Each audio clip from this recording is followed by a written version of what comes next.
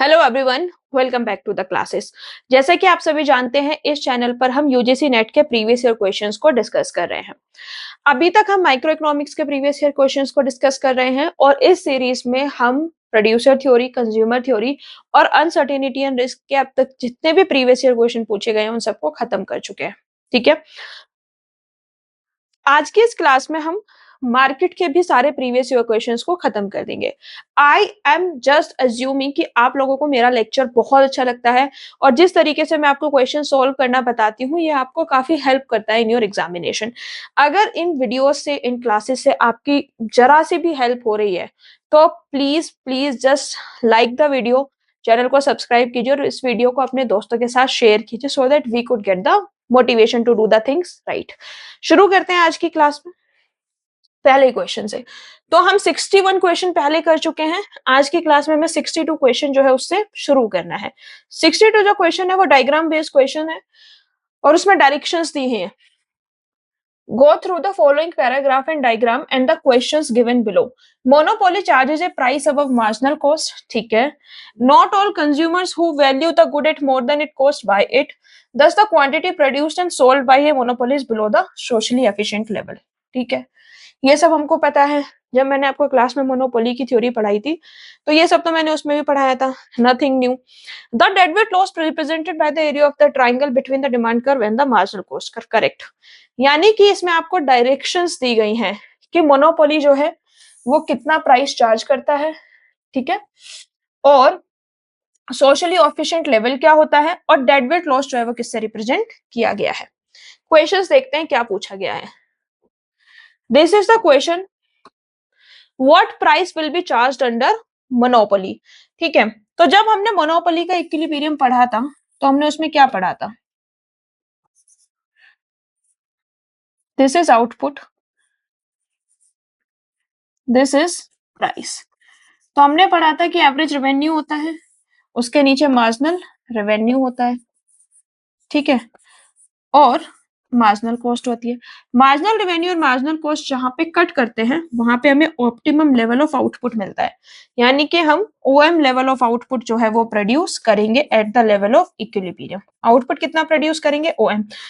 और प्राइस के लिए हम इस आउटपुट लेवल को ए आर तक ड्रैग करते हैं एंड देन वी सी कि हमारा जो प्राइस है वो कहाँ हमको मिला, प्राइस हमको मिला ओपी। ठीक है, नाउ हमें समझ में आ गया है कि जो प्राइसेस हैं, पहले तो हमें देखना है मार्जिनल रेवेन्यू मार्जिनल कॉस्ट के इक्वल कहाँ पे होता है एंड आफ्टर दैट हमको देखना है कि वो जो इक्विलिब्रियम पॉइंट है उसको ऊपर ड्रैग करके क्या प्राइस डिसाइड होता है। So this is marginal revenue, this is marginal cost. तो ये वाला जो पॉइंट है this is the equilibrium point. But इस इक्विलिब्रियम पॉइंट से हमको क्या देखने के लिए मिलता है, इक्विलिब्रियम आउटपुट। इक्विलिब्रियम प्राइस निकालना है तो हमने क्या किया था, इसको ड्रैग किया था एवरेज रेवेन्यू कर्व पे and this is the point. तो हमारा जो प्राइस है वो क्या है, इक्विलिब्रियम प्राइस जो मोनोपोली ने सेट किया होगा वो कितना है बेटा, या तो वो ओ ई होगा या फिर वो AX1 होगा। तो आप देखिए आपके इसमें क्या गिवन है, ओ ई गिवन है। ठीक है, तो ऑप्शन सी जो है वो आपका करेक्ट आंसर हो गया। बेसिकली कुछ नहीं है, आपको मोनोपोली का इक्विलिब्रियम कैसे डायग्रामेटिकली बनाते हैं हम वो पता होना चाहिए। और कई बार एग्जाम में कंफ्यूज करने के लिए जो प्राइस है ओ ई उसकी जगह AX1 प्राइस भी दिया होता है, तो बिल्कुल भी एग्जाम में कंफ्यूज नहीं होना है। आउटपुट की जगह OX1 की जगह या OX2 की जगह GC दिया होता है, तो बिल्कुल भी कंफ्यूज नहीं होना है। This is generally a rectangle और रेक्टेंगल में हमारा जो लेंथ होता है वो ब्रेड्थ के इक्वल होता है। इसी कॉन्सेप्ट को यूज करते हुए आपको जो आंसर्स हैं वो ढूंढने हैं। नेक्स्ट क्वेश्चन देखते हैं बेटा, इसी डायग्राम पर है नेक्स्ट क्वेश्चन भी। Which is the socially efficient level of production. Socially efficient level of production क्या होता है, देखिए दो तरीके के प्रोडक्शन होते हैं। जब हम प्रॉफिट मैक्सिमाइजेशन के लिए प्रोडक्शन करते हैं, तो प्रॉफिट मैक्सिमाइजेशन के लिए जब हम प्रोडक्शन करते हैं तो वो होता है जब मार्जिनल रेवेन्यू मार्जिनल कॉस्ट के इक्वल होता है। और जब हम सोशली ऑप्टिमम लेवल पे प्रोडक्शन करते हैं तो वो होता है जब हमारा मार्जिनल कॉस्ट प्राइस के इक्वल होता है। ठीक है, marginal cost is equal to the price. अब यहाँ पे प्राइस तो है नहीं, तो प्राइस की जगह क्या है, डिमांड कर्व। तो जहां पे मार्जिनल कॉस्ट इंटरसेक्ट करेगी डिमांड कर्व को, that is going to be my socially optimum level of output. हमें क्या बताना है, socially efficient level of production. Level of production बताना है, यानी कि हमको बताना है socially efficient level of output क्या है, हमें यही बताना है, what is the socially efficient level of output. ठीक है बेटा, इतने में कोई कंफ्यूजन है तो आप मुझे बताइए, अगर कोई कंफ्यूजन नहीं है तो फिर हम आगे बढ़ते हैं। ठीक है बेटा, अब हमें ये तो समझ में आ गया, अब हमें क्या करना है, इसको ढूंढना है डायग्राम में। मार्जिनल कॉस्ट डिमांड कर्व को कहां इंटरसेक्ट कर रहा है, this is marginal cost, this is demand curve, they are intersecting at point C. तो ये जो सी पॉइंट है that is socially optimum equilibrium point. और इस लेवल पे आप आउटपुट कितना प्रोड्यूस कर रहे हो, ओ एक्स की पावर 2, ओ एक्स स्क्वायर आप आउटपुट जो है वो प्रोड्यूस कर रहे हो। अब ऑप्शन में आपको ओ एक्स स्क्वायर भी दे सकता है और आपको जीसी भी दिया हो सकता है, तो ढूंढिए ऑप्शन में क्या गिवन है, ओ एक्स स्क्वायर गिवन है, हेंस ऑप्शन बी जो है वो आपका करेक्ट आंसर हो गया। ठीक है बेटा, next question, deadweight loss is represented by the area of. Deadweight loss किस एरिया से रिप्रेजेंट होता है, बेसिकली डेडवेट लॉस का कॉन्सेप्ट क्या होता है, डेडवेट लॉस मोनोपोली का वो लॉस होता है जो कि इकोनॉमिक एफिशिएंसी का लॉस होता है। जब हम परफेक्ट कंपटीशन और मोनोपोली को आपस में कंपेयर करते हैं तो वहां पे हमें देखने के लिए मिलता है कि परफेक्ट कंपटीशन में जो है आपको लोअर प्राइसेस देखने के लिए मिलते हैं एंड हायर आउटपुट देखने के लिए मिलता है। ठीक है, इसी तरीके से जब आप मोनोपोली की बात करते हैं तो मोनोपोली के अंदर ये कंडीशन रिवर्स हो जाती है, वहां पे प्राइसेस हाई होते हैं और आउटपुट जो होता है वो लो होता है, प्राइसेस हाई होते हैं। ठीक है, यानी कि ये जो हमारा आउटपुट में डिफरेंस आया कि परफेक्ट कंपटीशन में हम ज्यादा आउटपुट बना रहे हैं और मोनोपोली में हम कम आउटपुट बना रहे हैं, इसी तरीके से जो हमारा प्राइस है वो मोनोपोली में ज्यादा देखने के लिए मिलता है। तो ये जो इकोनॉमिक इनएफिशिएंसी हुई है, ये जो हायर प्राइसेस हमें पे करने के लिए मिला है, इसी को हम बोलते हैं डेडवेट लॉस। ठीक है, डेडवेट लॉस का जो कॉन्सेप्ट है वो बिल्कुल क्लियर है। देखिए, मैंने कल की क्लास में भी बताया डेडवेट लॉस का कॉन्सेप्ट। अगर मेरा कोई नुकसान होता है और वो किसी और का गेन हो जाए तो that is not a deadweight loss. मैं कहीं जा रही थी, मेरे पर्स में से 100 रुपए रास्ते में गिर गए और वो 100 रुपए आपको मिल गए, that is not a deadweight loss. इसमें क्या हो गया है, हमारी इनकम का रीडिस्ट्रीब्यूशन हो गया है, मेरी इनकम थी जो आपको रीडिस्ट्रीब्यूट हो गई है। बट माइंड इट, अगर मेरे वो 100 रुपए किसी समुद्र में गिर जाए, किसी नदी में गिर जाए और वो फिर किसी को भी ना मिले, तो वो क्या हो गया, डेडवेट लॉस। यानी कि मेरी जेब से तो गया पर वो किसी और की जेब में नहीं पहुंचा, मेरी जेब से निकलने के बाद जब वो आप तक नहीं पहुंचा तो वो क्या हो गया, डेडवेट लॉस। यानी कि ऐसा लॉस जो किसी का भी प्रॉफिट नहीं बन पाया है। तो डेडवेट लॉस को हम कैलकुलेट करते हैं with the help of consumer surplus plus producer surplus. अब इस चीज को आप देखिए, जब हमारा जो प्राइस है वो ओ एफ है, ओजी है और ओई है। ठीक है, तो यहाँ पे जब ओई लेवल का प्राइस प्रोड्यूस हो रहा है तो हमारा जो कंज्यूमर सरप्लस है वो कम हो गया है। और जो इसमें ये जो लॉस है ना ट्राइंगल ए सी बी का, ये जो लॉस है ट्राइंगल बी ए सी का, ये वो लॉस है जो किसी का भी जो गेन है वो नहीं बना है। Hence this triangle B A C is deadweight loss. ये कॉन्सेप्ट बेटा मैंने क्लास में बहुत डिटेल में पढ़ाया है, मैंने उसको कंज्यूमर सरप्लस की हेल्प से बताया।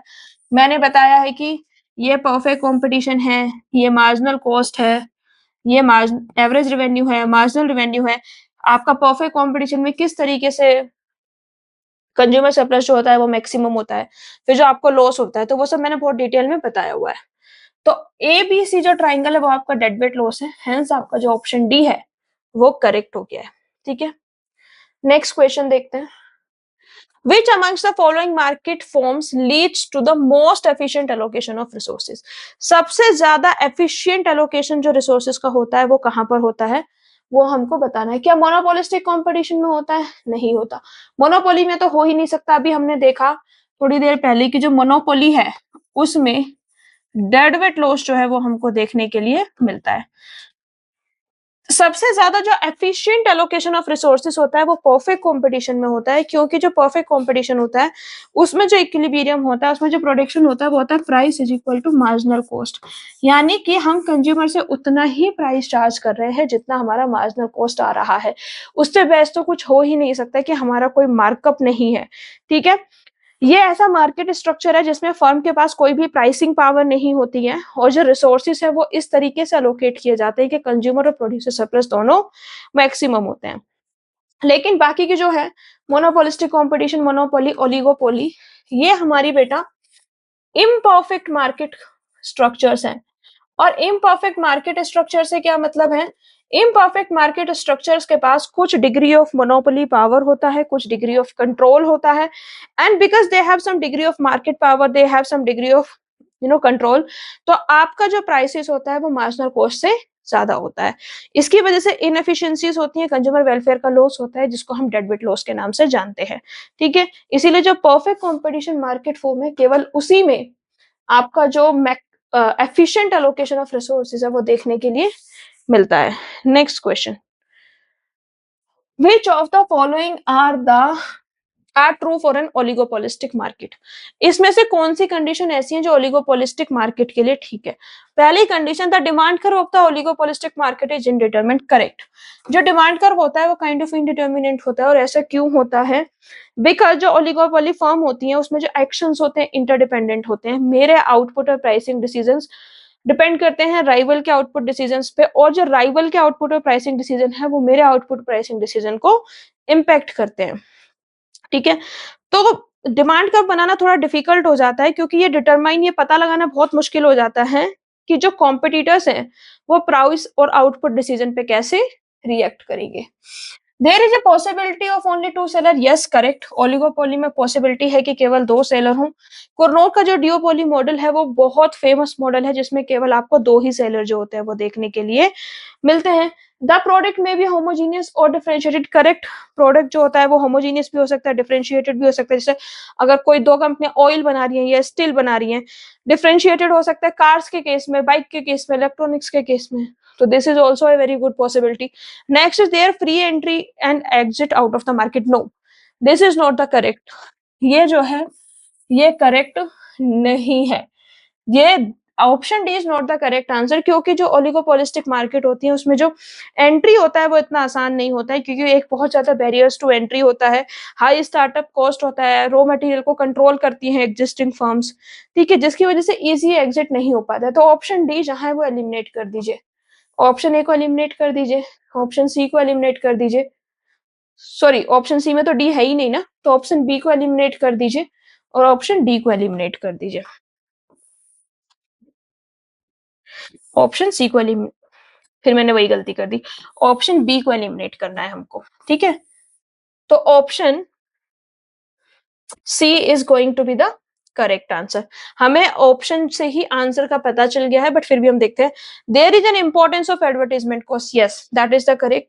जो आपके ये मॉडल होता है कि ओलिगोपोली का जो मॉडल होता है उसमें बहुत इंपॉर्टेंस होती है एडवर्टाइजमेंट कॉस्ट की, क्योंकि जो प्रोडक्ट्स होते हैं वो डिफरेंशिएटेड होते हैं और जो फर्म्स होती हैं वो अपना कस्टमर कंट्रोल बनाना चाहती हैं, एक ब्रांड लॉयल्टी बनाना चाहती हैं। I hope this is clear to you. Next question, this is the next question.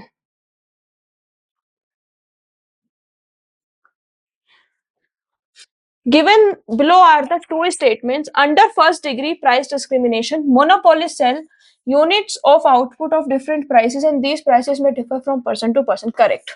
First degree price discrimination जो होता है इसमें मैंने आपको बताया था कि जो मोनोपोलिस्ट होती हैं वो हर यूनिट को अपने डिफरेंट प्राइसेस पर बेचती हैं और वो उससे कंज्यूमर से रिजर्वेशन प्राइस चार्ज करती हैं।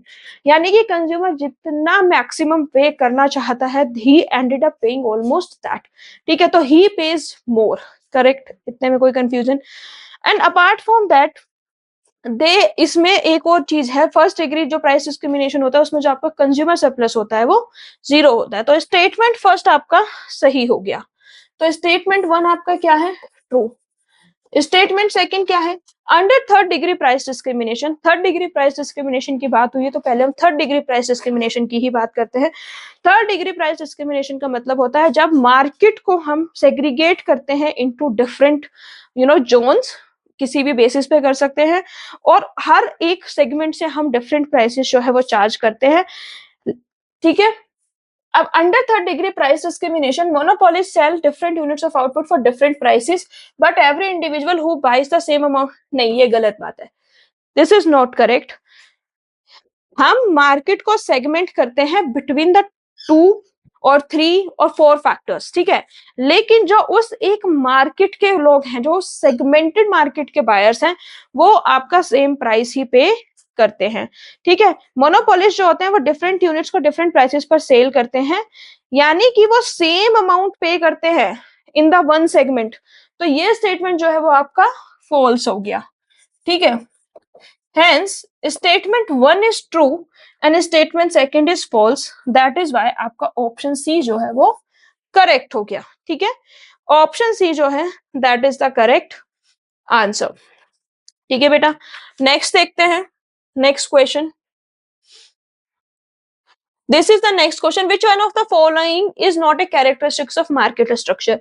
जब हमने मार्केट स्ट्रक्चर पढ़ा था और मैंने आपको पढ़ाया था तो मैंने उसमें बोला था कि 3-4 चीजें होती हैं जिनके बेस पे हम मार्केट स्ट्रक्चर को डिसाइड करते हैं। सबसे पहले तो number of sellers and buyers कितने हैं, वो जो प्रोडक्ट है वो कैसा बना रहे हैं, होमोजीनियस प्रोडक्ट है या फिर हेट्रोजीनियस प्रोडक्ट है।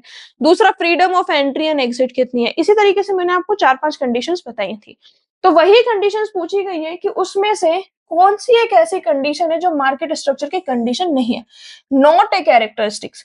Degree of buyers concentration, correct. Buyers का जो कॉन्सेंट्रेशन है वो मार्केट स्ट्रक्चर को अफेक्ट करता है, बिल्कुल करता है। जो बायर्स अगर ज्यादा होते हैं तो वो मार्केट डायनेमिक्स को अलग तरीके से इम्पैक्ट करता है, बायर्स कम होते हैं तो वो अलग तरीके से इम्पैक्ट करता है। Degree of sellers concentration, correct. जैसे कि हमने बताया नंबर ऑफ सेलर्स कितने हैं, अगर नंबर ऑफ सेलर बहुत ज्यादा है और परफेक्ट कंपटीशन, अगर केवल एक ही सेलर है तो मोनोपोली, और ऐसे सेलर हैं जो बहुत कम सेलर हैं तो मोनोपोलिस्टिक या ओलिगोपोली में से कोई भी एक आपको देखने के लिए मिलता है। Conditions of entry, correct.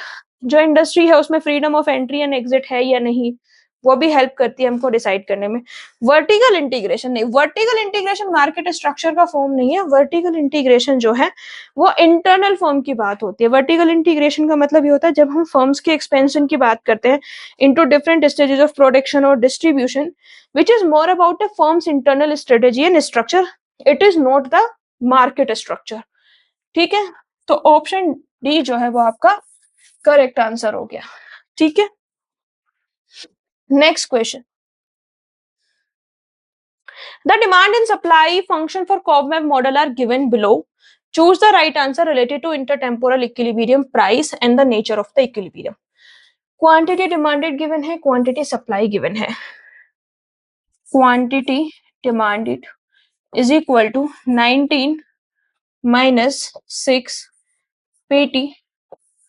Quantity supplied is equal to 6 pt1 minus 1 minus 5. Equilibrium में क्या होता है, सेम प्राइस होता है तो हम इसको pt is equal to pt minus 1 is equal to p लिख सकते हैं। इक्विलिब्रियम में क्या होता है, quantity demanded is equal to quantity supplied. ठीक है, इक्विलिब्रियम की जो क्वांटिटी होती है उसको निकालने के लिए हम इस रूल को फॉलो करते हैं, दैट प्राइसेस इज सेम। अब इसको रिप्लेस कर दीजिए, क्वांटिटी डिमांडेड क्या हो गया, is equal to 19 minus 6 P star. Quantity supplied क्या हो गया, quantity supplied is equal to 6 P star minus 5। Quantity demanded quantity supplied के इक्वल है तो 19 minus 6 P star is equal to 6 P star minus 5, minus 6 P star minus 6 P star minus 5 minus 19, तो क्या हुआ, minus 12 P star is equal to minus 24। Minus से minus cancel हुआ, P star की वैल्यू 2 आ गई। ठीक है, तो ये ऑप्शन सी और ऑप्शन डी तो एलिमिनेट ही हो गए। ऑप्शन सी और ऑप्शन डी एलिमिनेट हो गए क्योंकि हमारी जो पी की वैल्यू है वो क्या आ गई, 2 आ गई। ठीक है, देखिए आप चाहे ना तो इसको पी स्टार भी मान सकते हैं, दैट इज योर चॉइस। ठीक है, पी की वैल्यू क्या आ गई बेटा, 2 आ गई। अब इसके बाद में हमें क्या देखना है, जब पी की वैल्यू 2 आ गई, now we have to see the nature of the equilibrium, कि इक्विलिब्रियम का जो नेचर है वो कैसा है। अब मान लीजिए आपका जो सप्लाई फंक्शन है, ठीक है, that is S P T is equal to minus C plus D P T minus, और आपका जो डिमांड फंक्शन है उसको मान लीजिए वो क्या है, आपका demand function is equal to A minus B P T. अब हमको पता लगाना है नेचर ऑफ इक्विलिब्रियम। तो नेचर सबसे पहले तो आप ये समझ लीजिए कि 3 तरीके के होते हैं। ठीक है, कितने तरीके के नेचर होते हैं बेटा, 3 तरीके के होते हैं। पहला होता है एक्सप्लोसिव, दूसरा होता है यूनिफॉर्म, और तीसरा होता है डैम्प्ड। ठीक है, ठीक है बेटा।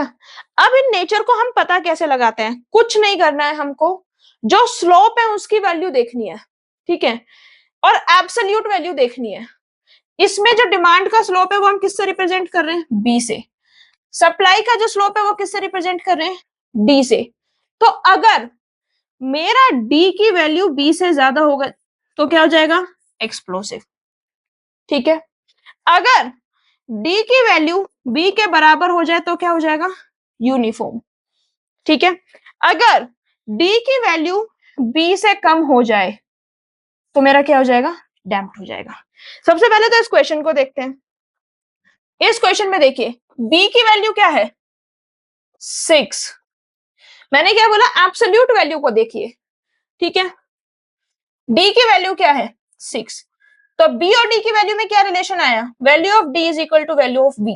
तो D is equal to V का क्या मतलब है, यूनिफॉर्म ऑसिलेशन। तो देखिए कौन से ऑप्शन में यूनिफॉर्म दिया हुआ है, ऑप्शन बी में यूनिफॉर्म दिया हो, तो आपका ऑप्शन ए भी एलिमिनेट हो गया। Hence option A is the correct answer. ठीक है, ये जो कंडीशन है ना, इस कंडीशन को बहुत से टीचर बहुत अलग अलग तरीके से करवाते हैं। कुछ slope of supply curve, slope of demand curve निकाल लीजिए, ये कर लीजिए, वो कर लीजिए, बट दिस इज सबसे इजीएस्ट वे। ठीक है, और कुछ एग्जाम में आपको, कुछ बुक्स में आपको मिलेगा d is greater then b, इसको आप लिख सकते हैं 1/d is less than 1/b, जैसे एच एल हाउजा में आपको इस तरीके से मिलेगा। बट ये दोनों सेम ही चीज है, d is greater then b और 1/d is less than 1/b, ये दोनों सेम चीज, इसमें कंफ्यूज मत होना। 1/d is equal to 1/b, 1/d is greater than 1/b। ठीक है, सबसे इजीएस्ट वे है पता लगाने का कि आप उनके स्लोप की वैल्यूज निकाल लीजिए, और स्लोप की वैल्यूज निकालने के बाद में बेटा आप पता लगा लीजिए कि उनके स्लोप्स के बीच में क्या रिलेशन आ रहा है। ठीक है बेटा, आई होप इतना क्लियर हो गया होगा। Next question, this is the next question. In the given figure, dd is the demand curve and ss is the supply curve in a market. Choose the right answer from the following. There is no stable equilibrium, there is a stable equilibrium, both he1 and he2 are stable equilibria. देखिए equilibrium की stability की बात हो रही है। ठीक है, तो मैं आज आपको ना स्टेबिलिटी का concept once and for all खत्म कर दूंगी, आप लाइफ में इस कॉन्सेप्ट में कंफ्यूज नहीं होंगे। ठीक है, देखिए स्टेबिलिटी का मतलब यह होता है कि अगर इनिशियली हमारी मार्केट इक्विलिब्रियम में है, इनिशियली आपकी मार्केट इक्विलिब्रियम में है, और उसके बाद में कोई चेंजेस आया, लेट्स से डिमांड में चेंज आया, प्राइस में चेंज आया, सप्लाई में चेंज आया, किसी भी चेंजेस आया, और उस चेंजेस के बाद आपका इक्विलिब्रियम, आपकी जो मार्केट है उसने इक्विलिब्रियम फिर से रिस्टोर कर लिया, उसने इक्विलिब्रियम फिर से रिस्टोर कर लिया तो स्टेबल है। इक्विलिब्रियम अगर रिस्टोर हो गया तो स्टेबल इक्विलिब्रियम है। Equilibrium did not store, equilibrium दोबारा रिस्टोर नहीं हो पाया तो वो अनस्टेबल इक्विलिब्रियम है।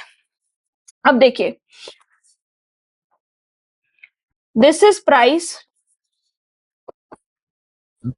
This is quantity, this is demand, this is supply. ठीक है, ये हमारा इक्विलिब्रियम प्राइस हो गया, ये हमारा इक्विलिब्रियम क्वांटिटी हो गया। ठीक है, इतने में कोई confusion? This is equilibrium quantity, this is equilibrium price. Now suppose due to any reason जो मार्केट का प्राइस है वो इतना हो गया, प्राइस आपका बढ़ गया। तो जब आपका प्राइस बढ़ेगा तो क्या होगा? देखिए, डिमांड कितनी है? इतनी है, this is the demand. Supply कितनी है? इतनी। तो डिमांड कम है, सप्लाई ज्यादा है, तो क्या हुआ हमारा? Excess supply. और जब भी एक्सेस सप्लाई होगा तो प्रोड्यूसर क्या करेंगे?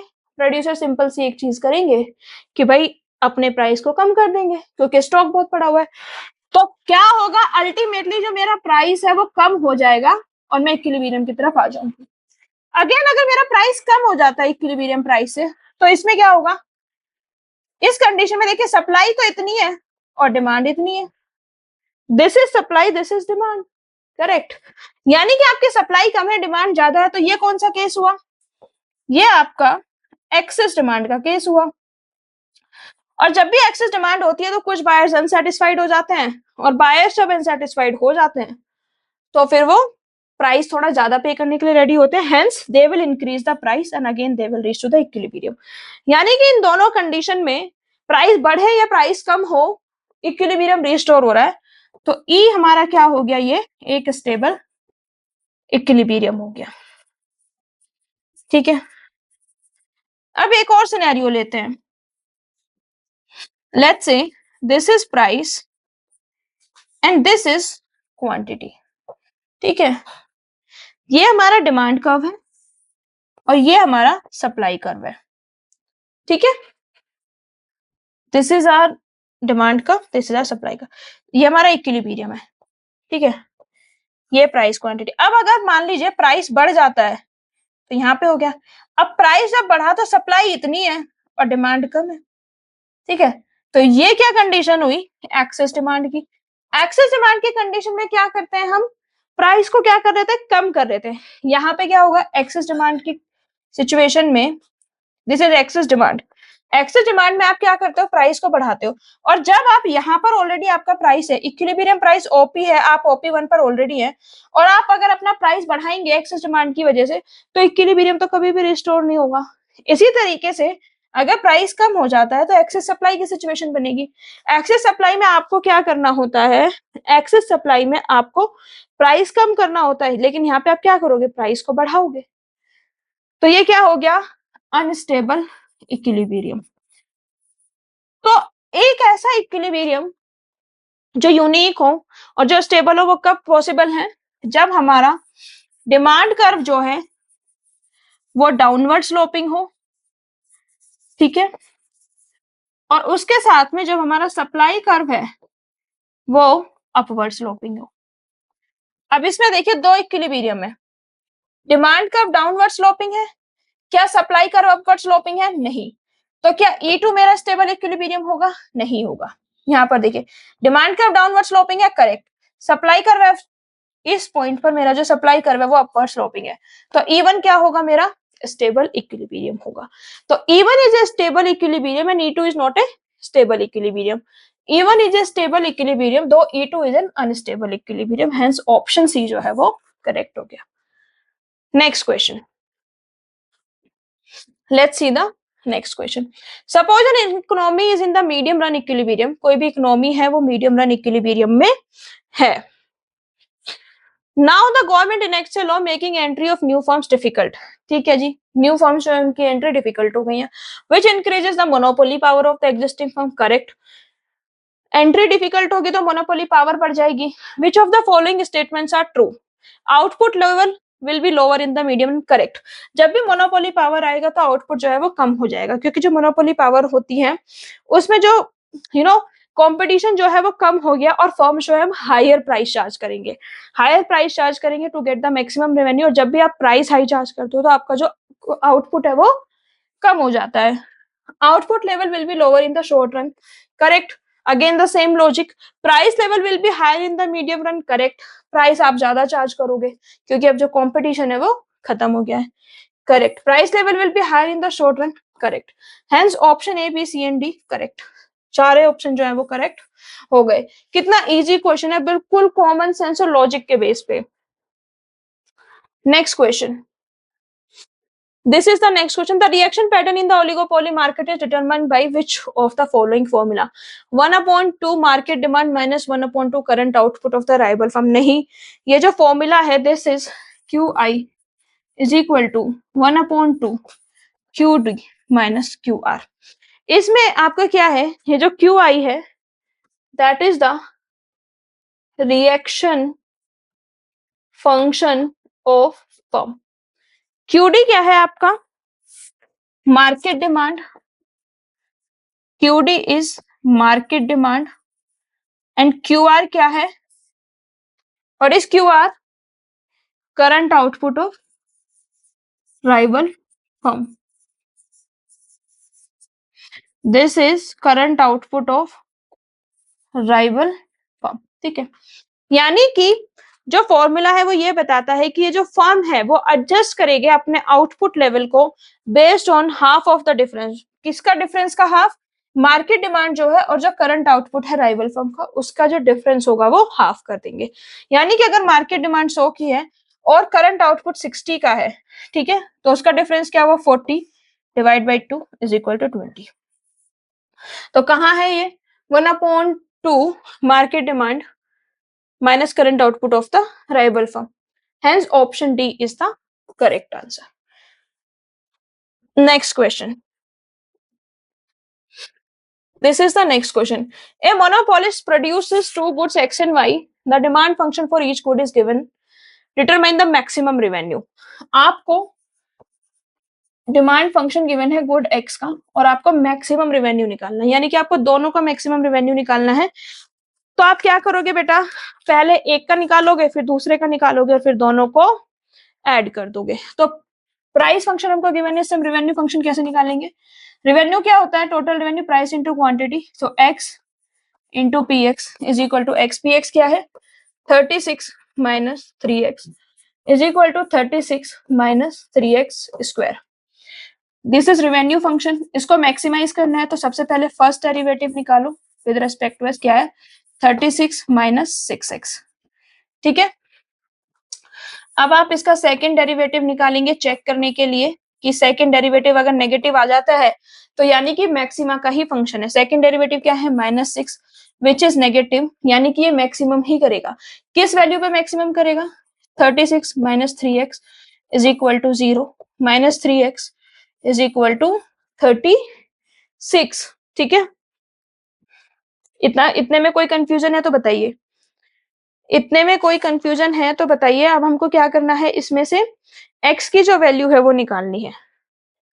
नहीं, 36 माइनस 3 6x, ठीक है। तो minus 6x, x minus 6x is equal to minus 36, x की वैल्यू 6 आ गई। x की वैल्यू 6 आ गई तो प्राइस की वैल्यू निकालिए is equal to 36 minus 3x is equal to 36 minus 3 into 6, 36 minus 18 is equal to 18.